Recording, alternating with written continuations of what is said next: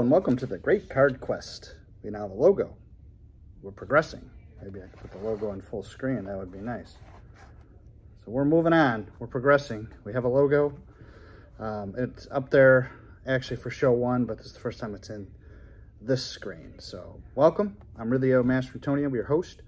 What we're doing is, as you know from past probably videos and the previous show, I'm building the 1971 Topps Baseball Black Beauty set. It's a gorgeous set. It's my favorite in that era between, say, 68 and 77. That's why I chose to build it. So I'm building trying for the master set. And just a little review, there's 752 cards in the set, 761 in the master set. At the time of this filming, I'm probably at about 570, 572. So we're getting there. This is the sprint to the finish. And so what we're going to do, what I do is in these shows is kind of feature 50 cards at a time. Kind of a little bit about the set, a little bit about the cards, some of the ones in that 50 range. Not all 50. We'd be here all night, but just kind of the highlights of some of the neat cards that are in there. And as I tell everyone in a caveat, I am basically picking out some players that I just think are cool. They may not have done anything great in the league, but they might have a cool name, and everyone remembers players when they're little, right? So I have some that I'll show you during this sequence, and you'll be probably shaking your head like, why is he showing us that one? Because I think it's cool. All right, now I take the glasses off, see that theatric effect, it looks serious. So let's, and also I can't read the paper, so that's a problem. So just to recap on the 71 set, it's a hard set to build. The grading companies are particularly harsh on these cards, and we'll see a bunch of them here. I'm going to stack. We'll kind of go through them. But just to give you overall statistics, just so you know, there was 299,000 cards graded total. There's only 242 10s out of that whole 299,000. So it's quite a hard set to get a 10 in. Sevens, there's 107,000. Eights, there's 120,282. And nines, there's 9,397. So not a ton of those either. So it makes it particularly challenging. So let's get into it. All right, last time we did cards 1 through 25. It was kind of neat. Now we're going to do cards 26 to 74. And then we'll progress from there. And this is the sprint to the finish. I'm building now. Just a caveat: some of these I don't have yet because I don't have all 752 cards. So but I do have a complete raw set that I built previously to going for the PSA 7 and above. And that's another thing I probably should let you know, that this set I'm building is PSA 7 plus. So it's not just random cards thrown together. But I did have a previous set that took me a long time to build, a raw set of all 752 cards. So I'll use an example of those for ones I don't have the graded one in, but I have a good chunk of the graded ones out of these ones I'm going to show you. So let's begin. So the first one, and probably one of the featured cards in this thing, is the Hall of Fame Bert Blyleven. And as you can see, I don't have the graded one yet. I just lost a bid the other day. I was trying to get it on eBay, but I didn't win. So that's Bert. All right, he's card number 26 for those of you scoring at home. So Bert, we'll put him down here. Well, you can't really see Bert, but that's okay. Bert Blyleven, just so you know the numbers, there's 734 sevens, 231 eights, 29s, and 110. And by the way, you're probably all wondering, wow, I wonder what that 10 sells for. Well, on 122.22 through Heritage Auctions, it sold for $138,000. So lucky that person. Just a little bit about Bert. He was a number 3 draft pick in 1969. He played 22 seasons.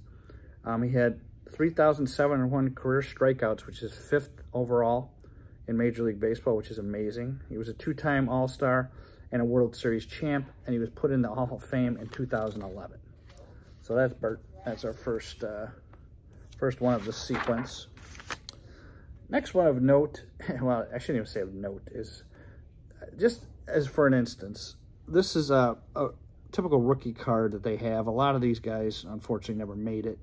But this Gene Clines, you may have heard of Gene for the Pirates. You know, those of you that follow baseball back in the day, there's Gene. So Gene is a rookie, but they often put 2 on a card like this. So I just wanted to kind of point that out to you. Nothing spectacular about either of these guys' careers, but I just wanted to point that out to you. Next one, the old knuckleballer, Phil Niekro. I don't have him yet either. I'm trying, but here's what he looks like. He's card number 30. All right, so there's Phil. A little bit about Phil. He won more games after the age of 40 than any other pitcher. He won 121 games. Pretty cool. He's also the most winningest knuckleball pitcher in history, 318 wins. And he was elected to the Hall of Fame in 1997. So, and his brother, of course, was Joe Niekro, who is later in the set number 695. Don't really have, he was an okay pitcher, but Phil had a little more notoriety, and he was the knuckleball guy. We all should all remember him if you remember baseball back then. The Niekro brothers, Phil being the winner of that thing. Now the next one I do have in my set of graded cards. And once again, this person did nothing too spectacularly cool. He was a solid player, but I just love the name, so I have to point him out. Mr. Del Unser. All right, card. I just love it. All right.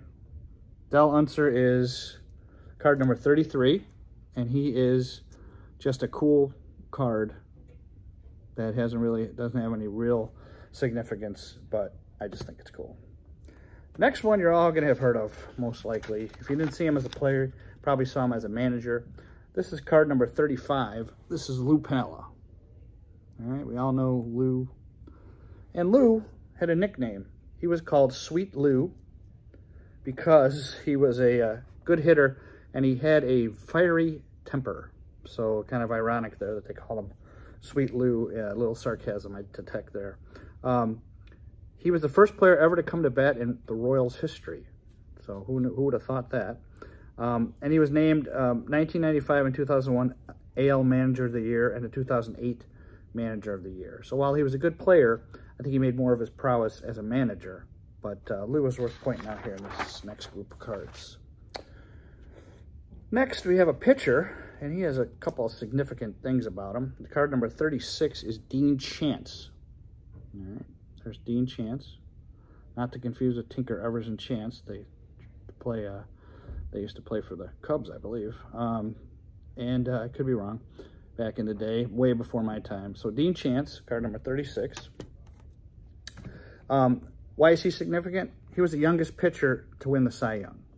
So as of the show. So we'll see if that still remains true. He was a 2-time All-Star, 1964, 1967. He was the Twins AL Player of the Year for the Twins. And he did pitch 1 no-hitter in 1970 against Cleveland, and ironically, he was traded to Cleveland that same season. So I imagine that was a fun when he walked in the locker room and said, hey, I no-hit you guys, now I'm on your team. So that's Dean Chance. Next, once again, he has a couple of cool things, but just love watching this guy. I remember him from the day. The card number 40, Lee May.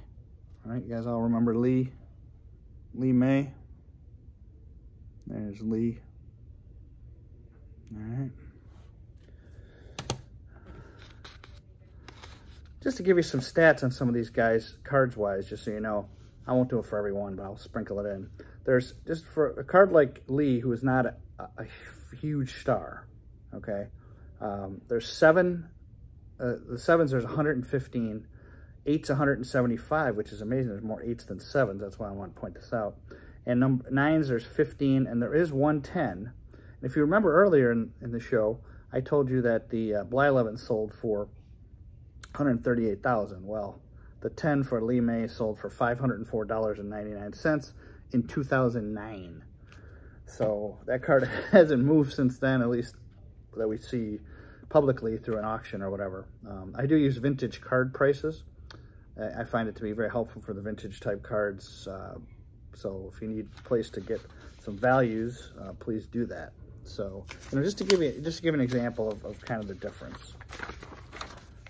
Next, everybody, well, I'm going to explain something now about the difference between I've covered this in the first show, but I want to do it again. There is a base set of 752 cards for the 1971. There is a master set, which is 9 additional cards that were kind of errors that they tried to fix. And because they did 3 prints of this. They did 1 print, then football came, and they did a shorter print of the next set, and then an even shorter print of the 3rd set called high numbers. And the ones before that are called semi-high numbers. So why this card is significant, the player itself is just, he has a cool name. If you watch baseball, you remember the name Boots Day from the from the Expos. But what happened is, I'm gonna try to get a tight one on this if I can. Boots Day is card number 42. If you look behind his ear, there's a stadium light. All right, it looks like it's protruding out of his head.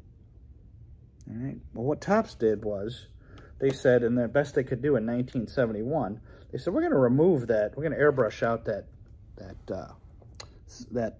stadium light behind his ear. So there's 2 different versions of Boots. One with, you see that right behind his ear there? Right behind his ear, nothing there. It's best they could do. You can still kind of see it. So that is what makes it a master set. So there's like 6 other of these cards that have that variation. So this is one of them. And I'll point them out as we go through the set. There's several that have a couple. If you can figure that one out. So that's Boots Day. But I just love the name Boots Day. Who doesn't, right? Next one. I'm going to get the name right on this. This is card number 45. Boots was card number 42. James Augustus Catfish Hunter. Everybody loves Catfish, right? Hunter, he was awesome. So there's Catfish. All right, you can see him. Trying to find no glare there. All right, there's Catfish. And by the way, a little aside, which I didn't know. Cy Young and Chrissy Mathewson were the only pitchers in history to have more than 200 games won by the age of 31, which is incredible. Charles Finley decided that James Augustus Hunter needed a flashy nickname, so he gave him the name Catfish. There's no reason why. It doesn't say why he did that. It's just that's what he did. So, but he was a heck of a reliever. We used to watch him all the time, and you know, he was a key factor in Oakland and New York's success. They lead them to 5 World Series championships in 1972, 73, 74, 77, and 78. And he was elected to the National Baseball Hall of Fame in 1987. So there's quite a few Hall of Famers in this set. So that's good old Catfish Hunter. A lot of people don't know how he got his name, but now you do. All right, here's another one. And just real quick, let me go back. Just statistics-wise, for him, there's a lot because people have a lot of these graded because it's a semi-valuable card. 7, there's 389. 8s, there's 285. There's 18 9s, PSA 9s, and there's 0 10s. So if you're looking for a 10 Catfish Hunter, you're not going to find it yet. Could be another service graded a 10, but in PSA land, there is none 10 to date. That doesn't mean there might not be one in the future, but there is not for now. So the next one, just love the name. Who doesn't love card number 49, Don Money?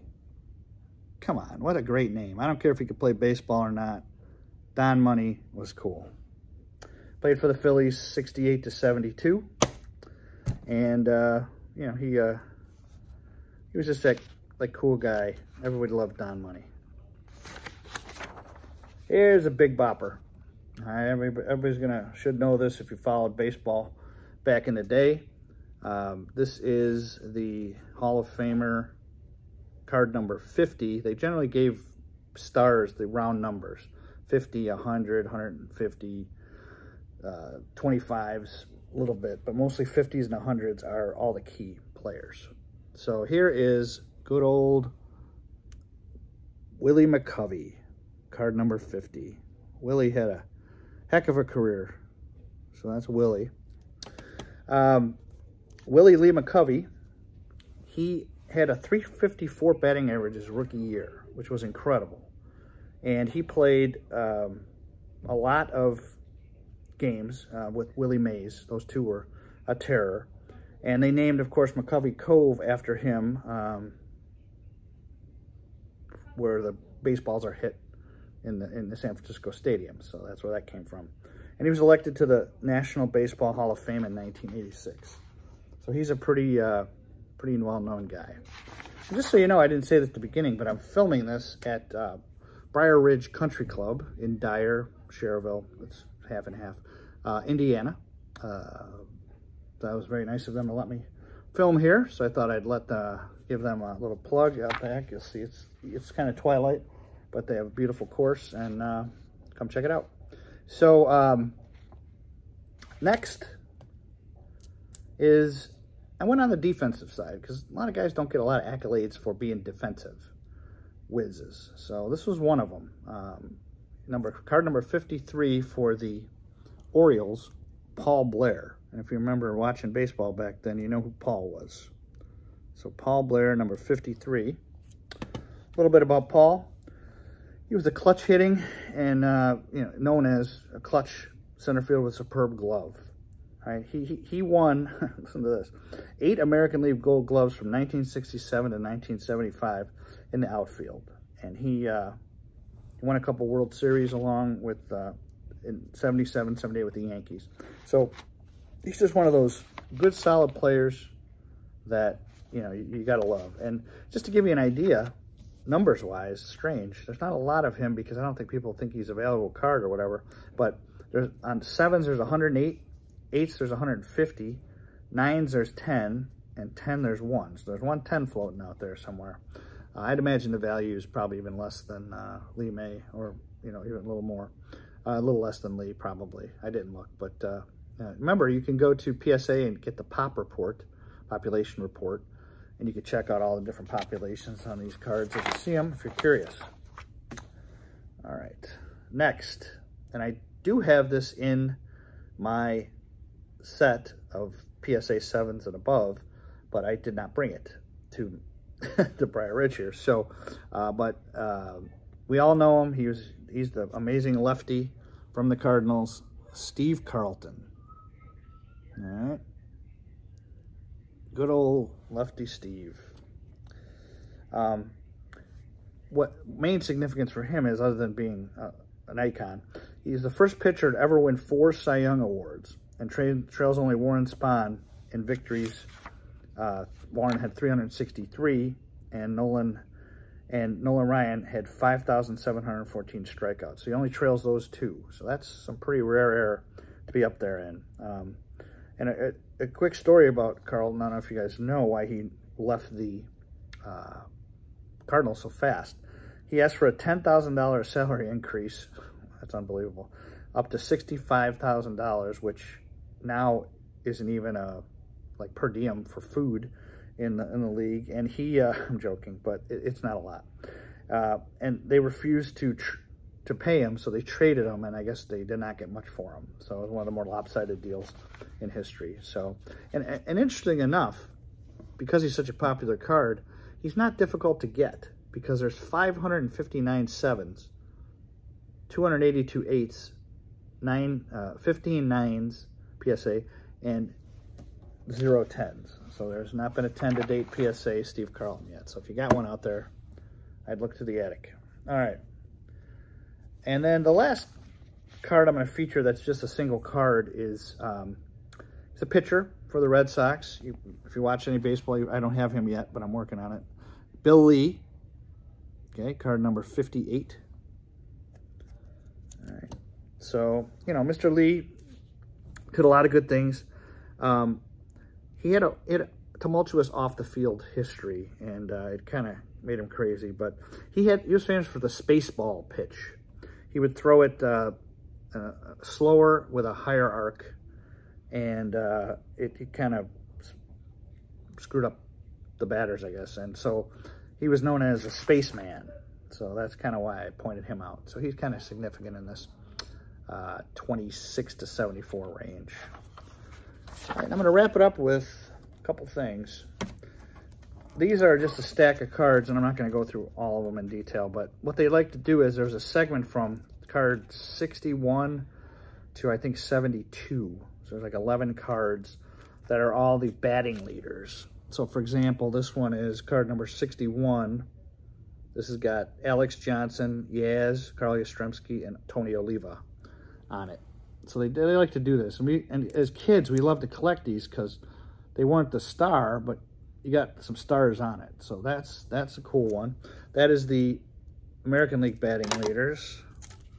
62 is the National League batting leaders. Listen to these names. Rico Carty, Joe Torre, and Manny Sanguillen, who used to be with the Pirates when I was a kid and terrorized the Cubs. So I'm from Chicago, as I pointed out many times in these broadcasts. So Chicago, I have a lot of scars with the Cubs and the White Sox, but look at that. Isn't that cool to get to see those guys? Joe Torre. He looks so young, so fresh. Other ones of note. Oh, here's a good one. This is number 63. You have Frank Howard, Canigliaro, and Boog Powell, which Boog's awesome. We'll get to him later in the set. I have Boog, and he's really cool. And this happens to be an 8 card, which is cool. This is card number 63, and this is the American League RBI leaders. So you got those 3 esteemed gentlemen. Okay. And this is one of my favorite cards. It's got 3 guys I loved growing up as players. It's the National League RBI leaders. It's Bench, Perez, and Billy Williams. You can't really get much better of a grouping than that. So that's card number, 64. Card number 64. So you can check that out. Okay. Once again, I think it's the same 3 guys. Yep. Home run leaders. So they both led in home runs and RBIs. Makes sense, right? Bench, Williams, and Perez. So that's those 3 again. Very cool. So I guess if you hit a lot of home runs, you get a lot of RBIs, so you win. And then I did this one because this is the, we got some pictures in here. We can't have all letters, right? American League ERA leaders, right? A guy named Diego Sugai. I think that's how you say it, Sugai. Palmer and Clyde Wright. So not a lot of household names there, but I thought I'd point that out for you. So that's card number 67. And then finally, to wrap this up, got to get some more pictures in there. This is the National League ERA leaders. And once again, only one real household name on there. The other ones had good careers, but Tom Seaver, Wayne Simpson, and Luke Walker, card number 68. But good old Tom Seaver, what a pitcher on the leading the show there on the big picture. So, all right. Well, thank you so much for tuning in. Before I'd like to go, I just want to say that I use these tight sleeves. I think they're amazing. Superior Fit Innovations. You can go to their website, and I think they fit the PSA cards the best, having dealt with these for years now. So, yeah. So that is the show for today. I hope you all enjoyed it. Have a great time till next time. Thank you for tuning in, and hope to see you again. Please hit subscribe and like, and take care.